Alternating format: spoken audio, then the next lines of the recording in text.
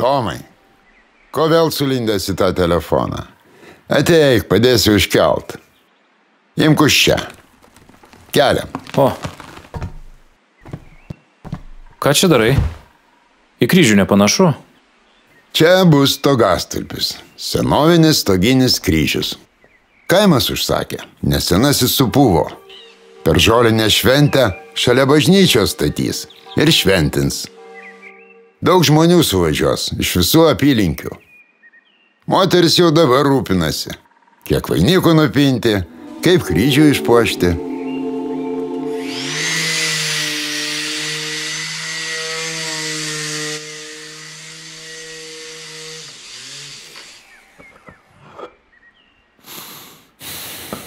Kvepia medžiu. Man patinka šitas kvapas. Eikš arčiau, kai ką parodysiu. Matai šitą patamsėjimą medyje? Aha, matau. Kas čia?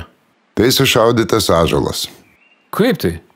Toks medžio patamsėjimas tik nuo geležinės kulkos atsirasti galėjo.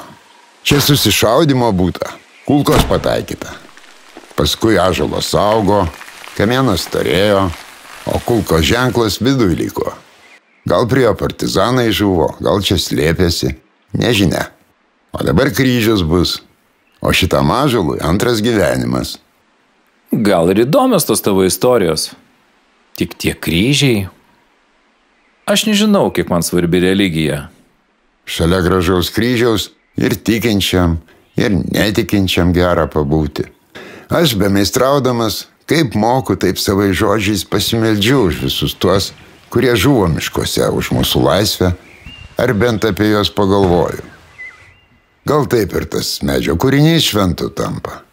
Įvairių žmonės ateina, už mirusius pasimelsti, prisiminti, kas vienumoj su savimi, kas su gamta, kas su Dievu pabūti. Oho, kiek čia darbo. Kaip pavyksta taip smulkiai išdrožinėti? Taip gražiai viskas sukurta. Žemė, dangus, medžiai, augalai, paukšteliai.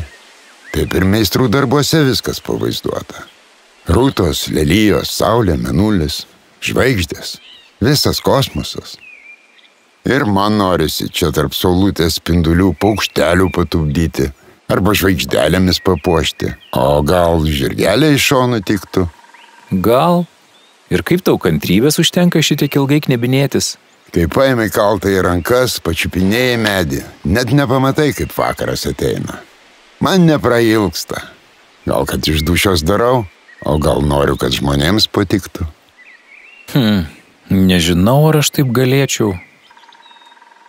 Man drožinėtai kartais patinka ir per technologijas mokytojas gyrė, bet tokį didelį. Taip, šitas bus aukštas. 3 aukštų stogastulpis. Tokius statė ir stato Aukštaitijoje. Pasisekė gauti gerą ąžuolą.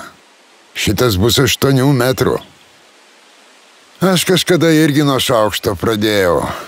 Vis žiūrėdavau, kaip tavo senelis dirbtuvėse vis drožia kažką, vis kaptuoja. Taip ramiai susikaupęs. Žiūrėdavau ir žiūrėdavau. O paskui ir pats pradėjau. Savo pirmą šaukštą ir dabar turiu. Bet tau nerodysiu, juoksies. Parodyk. Va, pakabintas. Man prieš akis kaip priekaištas. Iš tikrųjų kreivokas. Maniškis geresnis. Man mokytojas už jį 10 parašė ir visai klasiai kaip pavyzdį parodė. Pagirūnas. Tu pavydi tiesiog. O gal aš tiesiog už tave talentingesnis? Drožti šaukštus. Taip. Šaukštų genijus. O kas čia per namelis?